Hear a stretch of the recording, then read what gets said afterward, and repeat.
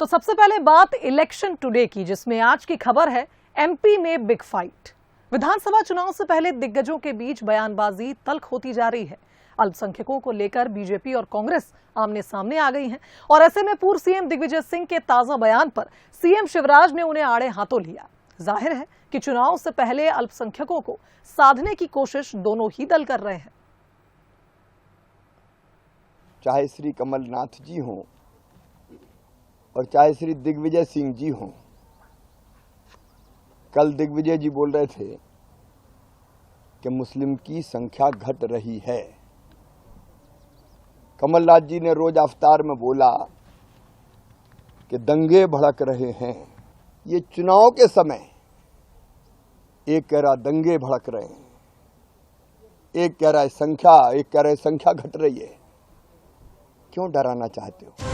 कुछ यूं सीएम शिवराज सिंह ने तल्ख अंदाज में दिग्विजय सिंह और कमलनाथ पर हमला बोला।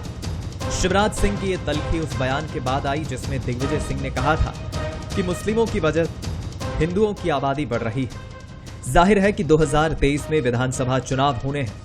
ऐसे में अल्पसंख्यकों को लेकर सियासत जोर पकड़ रही है। इस मुद्दे पर बीजेपी और कांग्रेस के बीच भी तकरार बढ़ने लगी है। यानी एमपी की सियासत के केंद्र में अल्पसंख्यक आ गए हैं। और अब दिग्विजय सिंह और कमलनाथ के वो बयान भी सुन लीजिए जिस पर शिवराज ने दोनों नेताओं को आड़े हाथों लिया। ये भाजपा और संघ का जो प्रचार है कि मुसलमानों की जनसंख्या बढ़ रही है, ये बिल्कुल सरासर झूठ, गलत और अप्रमाणित है, क्योंकि तेजी से हिंदुओं की जनसंख्या से ज्यादा तेजी से मुसलमानों की जनसंख्या घट रही है। मैं प्रमाणित कर सकता हूं। आप सबको छिंदवाड़ा संभालना है, मुझे प्रदेश संभालने दीजिए। आप चाहते हैं मैं यहाँ बंद के रह जाऊँ तो मैं बंद के रह जाता हूँ। आप सब जगह देख रहे हैं क्या हो रहा है पूरे प्रदेश में, किस तरह दंगा फसाद पूरे देश भर में ये कर रहे हैं। दंगा फसाद बहुत ये पूरे देश को बर्बाद करके छोड़ेंगे। कुछ दिन पहले इफ्तार पार्टी में कमलनाथ ने भी देश भर में दंगे होने की बात कही थी, जिस पर शिवराज सिंह ने कड़ी प्रतिक्रिया दी। और ये पहली दफा नहीं है जब सीएम शिवराज दिग्विजय सिंह और कमलनाथ के बयानों को लेकर सख्त दिख रहे हों। कई बार वो कांग्रेस के नेताओं पर सीधा हमला करते आए हैं। क्या वोट के लिए लोगों को भड़काया जाएगा धर्मों में और जातियों में? अब रोज अवतार के समय फिर वो कह रहे हैं इस साल दंगे भड़क रहे हैं देश में, प्रदेश में। कहां मध्य प्रदेश में दंगे भड़क रहे हैं? कहां मध्य प्रदेश में अशांति है? लेकिन वोटों की भूख में आप इतने पागल हो गए कि मध्य प्रदेश को झोंकना चाहते हैं। आपके दल के नेता ही कह रहे हैं कि कोई मुख्यमंत्री तय ही नहीं है, और जनता कह रही कि कांग्रेस की सरकार नहीं आना ये तय है। और ये भावी में, अवश्यम भावी में, संभावी में ये कांग्रेस की असली हालत है। कांग्रेस का धनी ढोरी आज देश में भी नहीं है, अनेकों राज्यों में भी नहीं है। अब मुझे कहने की जरूरत ही नहीं। ट्विटर की झूठी चिड़िया फिर उड़ गई। उन्होंने वादा किया था, राहुल गांधी ने वादा किया था 10 दिन में कर्जा माफ। 1, 2, 3, 4, 5, 6, 7, 8, 9, 10। अब 1.25 साल मौका दिया, उसमें नहीं कर पाए। अब फिर ये कहने आ गए कि हम कर देंगे। काठ की हंडी एक बार चढ़ती है, बार बार नहीं चढ़ती। यूं तो मध्य प्रदेश को शांति का टापू कहा जाता है। हालांकि अल्पसंख्यकों को लेकर बयानबाजी कभी कभी प्रदेश की सियासत को गरमा देती है। चुनावी साल है तो अल्पसंख्यकों को लुभाने के लिए नेताओं के बयान भी थोड़े तल्ख हो जाते हैं। ऐसे में ध्यान देने वाली बात यह है कि प्रदेश में शांति बनाए रखने का जिम्मा दोनों दलों पर तो है ही, साथ ही इसकी जिम्मेदारी नेताओं के साथ साथ मीडिया पर भी है, ताकि मध्य प्रदेश की शांति भंग ना हो। Bureau report, Bansal news. Election today में आज की दूसरी खबर है सियासत का जय भीम। डॉक्टर भीमराव अंबेडकर की जयंती हर साल आती है, लेकिन ये साल चुनावी है तो उनकी जन्मस्थली महू का मौसम गुलाबी रहा। दिग्गज नेताओं का जमावड़ा आज महू में लगा तो बयानों के दौर से सियासत भी गरमाई। देखिए एक खास रिपोर्ट। बाबा साहब अमर रहे, अमर रहे, अमर रहे। बाबा साहब अमर रहे, अमर रहे, अमर रहे। यूं तो बाबा साहब अंबेडकर को देश में शुरू से ही मसीहा का दर्जा हासिल है, लेकिन इस बार उनकी जयंती पर उनकी जन्मस्थली महू में कुछ ज्यादा ही रौनक दिखी।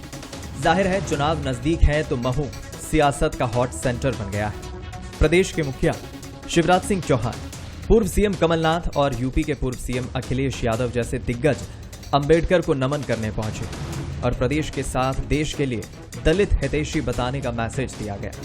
फिर शुरू हुआ बयानबाजी का दौर। सीएम शिवराज ने जहां इस मौके पर तीर्थ दर्शन योजना में पंच तीर्थ को शामिल करने का ऐलान किया, तो वहीं कमलनाथ ने इसे झूठा बता दिया। मध्य प्रदेश का ये सौभाग्य है कि हमने तय किया है कि इन पंच तीर्थ को हम मुख्यमंत्री तीर्थ दर्शन योजना के अंतर्गत जोड़ रहे हैं। हमने जोड़ दिया है। पंच तीर्थ में से एक तीर्थ है लंदन, तो पांचों तीर्थों को जो डॉक्टर बाबा साहब अंबेडकर के जीवन से संबंधित है, तीर्थ यात्रा के अंतर्गत जोड़ा जा रहा है।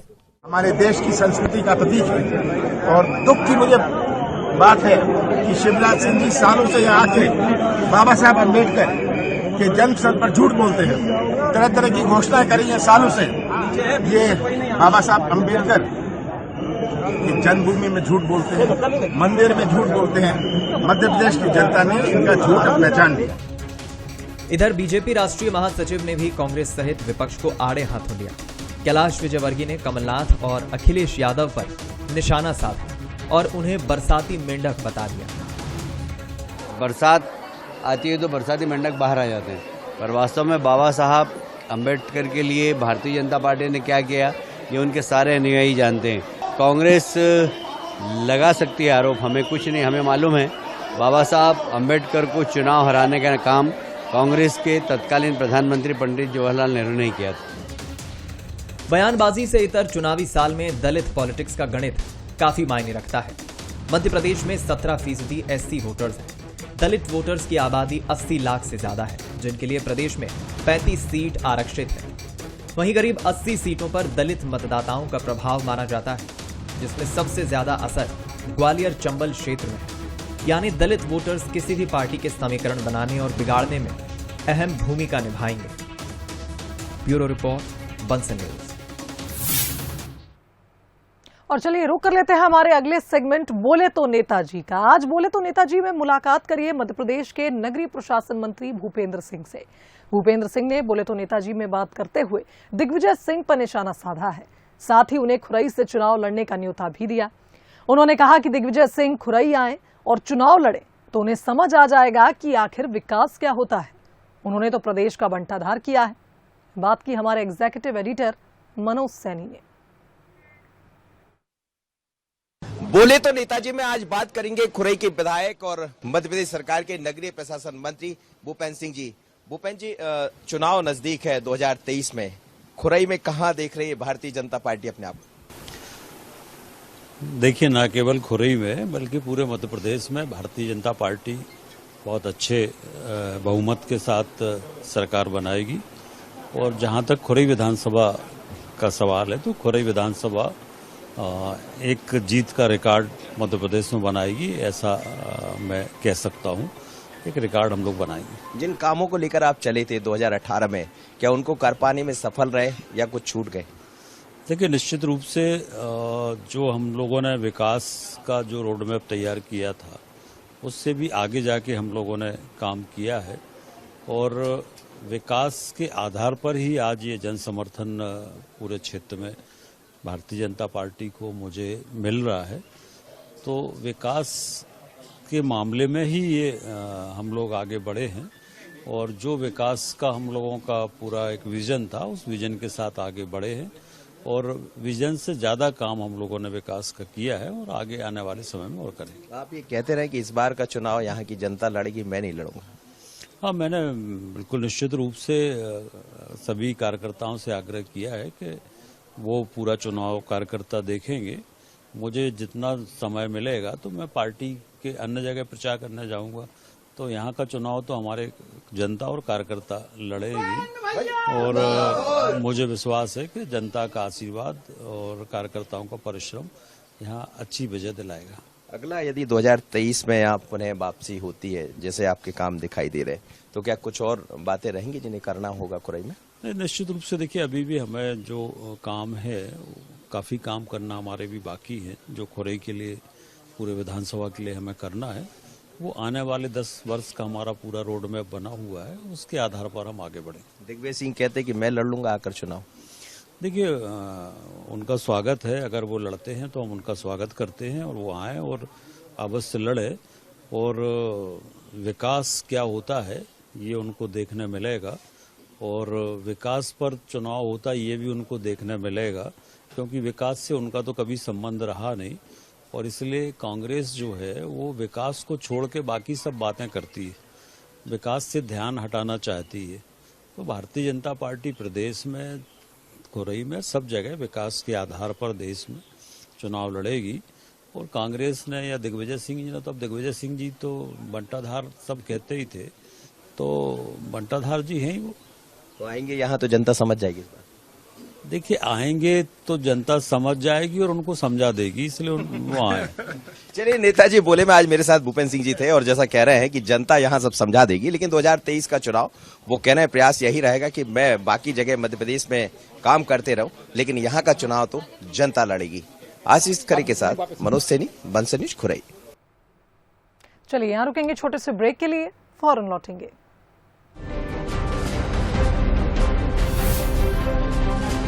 चलिए ब्रेक के बाद रुक कर लेते हैं हमारे अगले सेगमेंट बूथ बाजा का। बूथ बाजा में आज हम आपको लिए चलते हैं शिवपुरी की करेरा विधानसभा। 2 चेहरों के समीकरण वाली इस सीट पर 2020 में हुए उपचुनाव में उलटफेर देखने को मिला था और कांग्रेस की यहां एक बार फिर जीत हुई थी। लेकिन इस बार जनता का क्या मूड है और नेताओं की क्या तैयारी है, आइए जानते हैं।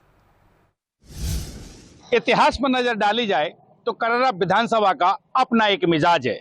यहाँ की जनता ने कभी भी एक व्यक्ति को दोबारा मौका नहीं दिया है। 2023 के विधानसभा चुनाव में यहाँ के क्या है मुद्दे और क्या है यहाँ के जनता की राय, जानेंगे हम आज। अनुसूचित जाति के लिए आरक्षित शिवपुरी जिले की करेरा विधानसभा सीट वो सीट है जिसका कमलनाथ सरकार को गिराने और बीजेपी की सरकार बनाने में योगदान रहा है। 2018 के चुनाव में कांग्रेस से विधायक बने जसवंत जाटव ज्योतिरादित्य सिंधिया के साथ कांग्रेस छोड़कर बीजेपी में शामिल हो गए। 2020 में बीजेपी की तरफ से उपचुनाव लड़े लेकिन जीत नहीं पाए। हालांकि उन्हें कुक्कुट विकास निगम के अध्यक्ष पद से नवाजा गया। जसवंत जाटव एक बार फिर तैयारी में जुटे हैं।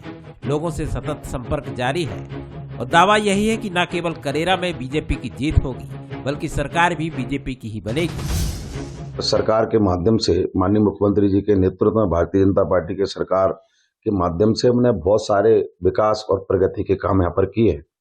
जो भी काम शेष रह गए हैं, जो हमारे समाज के लिए बहुत आवश्यक हैं, अधोसंरचना के काम हो, चाहे रोड के हो या तालाब के काम हो, चाहे वो शिक्षा के क्षेत्र में काम हो, महाविद्यालय का काम हो, हायर सेकेंडरी स्कूल का काम हो, स्वास्थ्य के क्षेत्र में काम हो, उन कामों को हम पूर्ण कराने केवल कहेंगे नहीं, करने धरातल पर उतारकर उनको लोगों के लिए समर्पित करेंगे। अब रही बात टिकट किसको देना है, कहां से देना है, ये हमारे प्रदेश नेतृत्व और शीर्ष नेतृत्व का जो आशीर्वाद मिलेगा वो चुनाव में जाएगा। और हम चुनाव में सब एकजुट होकर भाईचारे के साथ मिलकर पार्टी के एक अनुशासन सिपाही बनते हुए अपनी भारतीय जनता पार्टी को यशस्वी बनाने का काम करेंगे। करेरा में ज्यादातर समय विपक्ष का विधायक रहा है और यही वजह है कि विकास की रफ्तार में ये क्षेत्र काफी पिछड़ा नजर आता है। उपचुनाव से पहले नगर पंचायत के लिए कुछ काम स्वीकृत हुए, लेकिन कांग्रेस का विधायक बनते ही कामों की रफ्तार थम गई।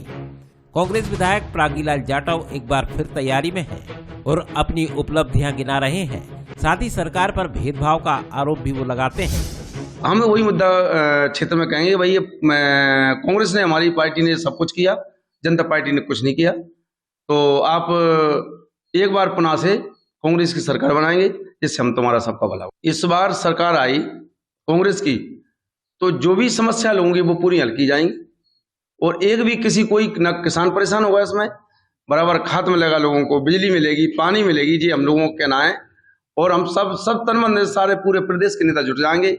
जिस क्षेत्र में जिसका वर्चस्व है वो सब कांग्रेस सम्मान करेंगे। जिनकी जो समस्या होगी, बीपीएल के कार्ड हैं, लोगों को पेंशन नहीं मिल रही है, किसान कर्मचारियों को पेंशन नहीं मिल रही है, गरीब को पेंशन नहीं मिल रहा, राशन नहीं मिल रहा है। ये सब बिल्कुल जी जान सब लोगों की भरपाई करेंगे।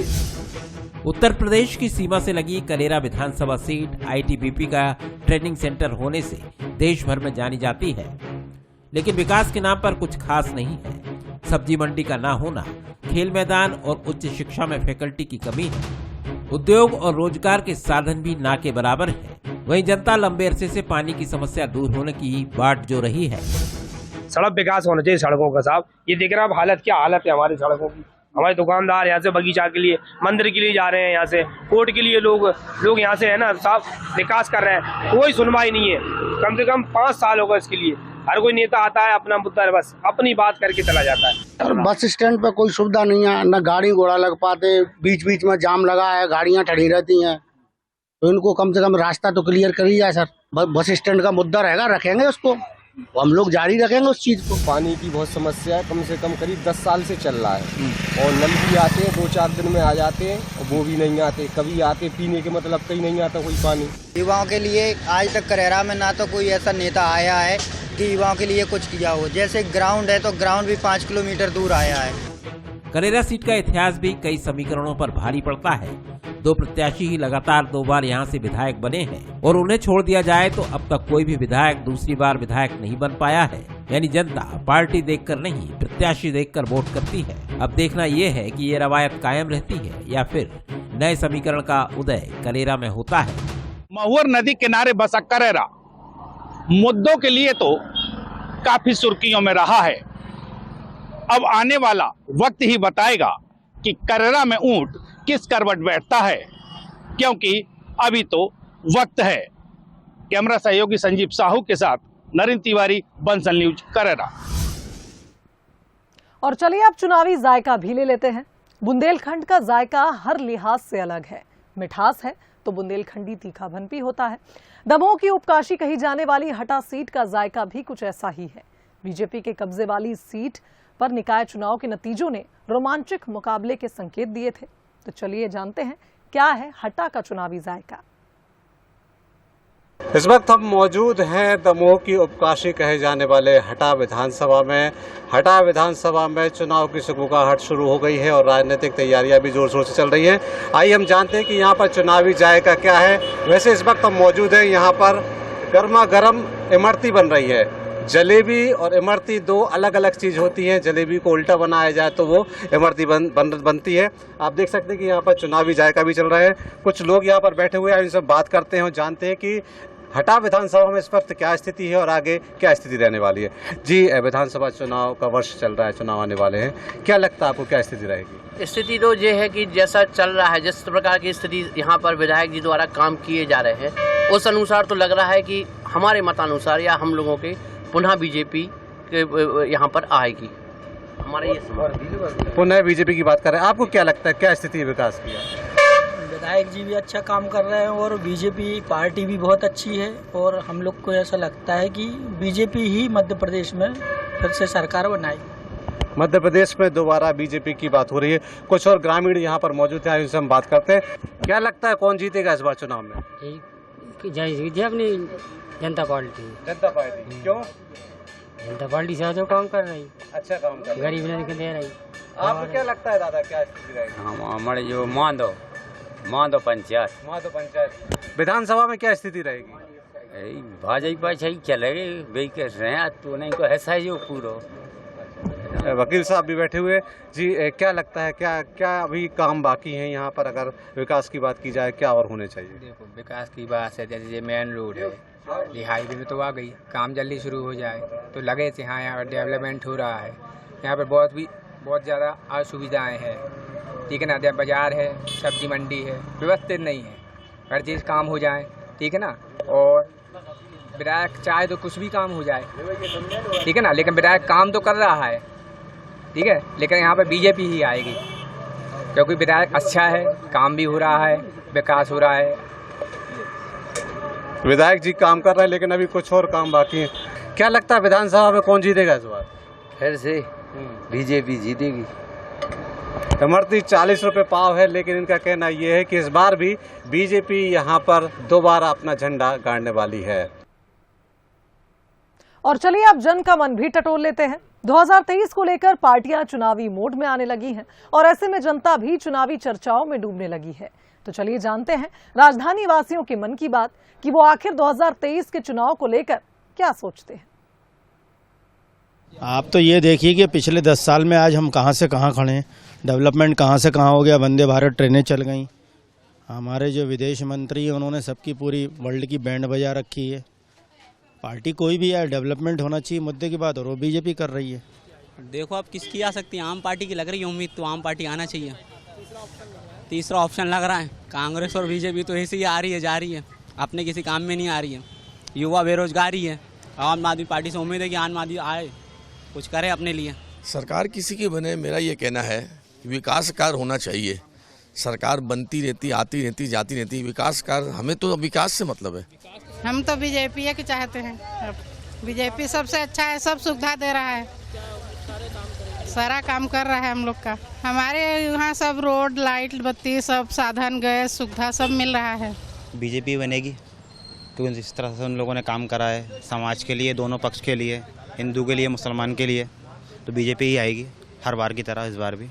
बीजेपी सर अच्छा काम कर रही है और बीजेपी में तो समझता हूँ कि यूपी में तो है ही है सरकार, योगी जी की, सेंट्रल में यही है सरकार, और जगह भी बन रही है। और मैं तो समझता हूँ यूपी की सरकार, इनकी भारतीय जनता पार्टी की सरकार आना चाहिए। हम योगी जी और मोदी जी के फैन हैं। विधायक काम करेंगे तो भी भैया काम चलेगा, और बीजेपी के विधायक काम करते हैं। कांग्रेस के तो मेरे को तो नहीं लगता कि पूरा काम अपना कर पाते हैं। बीजेपी की ही सरकार आएगी। शिवराज सिंह चौहान के काम जो हैं, अभी आप डेवलपमेंट देख ही सकते हो, भोपाल के अंदर, एमपी के अंदर रोडें बन रही हैं, लोगों को मतलब सर्विस मिल रही है, अच्छी खासी सेवाएं हैं। बीजेपी ही बनेगी, मोदी जी की सरकार ही बनेगी इस साल भी। कमलनाथ हैं, मामा जी सब कुछ हैं, पर यहाँ तो अपने बीजेपी की सरकार ही चलती है भोपाल में। मध्य प्रदेश में भी मैं तो यही चाहूँगा कि बीजेपी की सरकार ही आना चाहिए। जैसा कि मोदी सरकार अब तक की डेवलपमेंट करती आई है, वैसा की डेवलपमेंट अभी कांग्रेस सरकार ने जहाँ तक कि देखने को मिला है नहीं किया है वैसे। तो इसी के साथ हमारी खास पेशकश में फिलहाल इतना ही। दीजिए इजाजत, नमस्कार।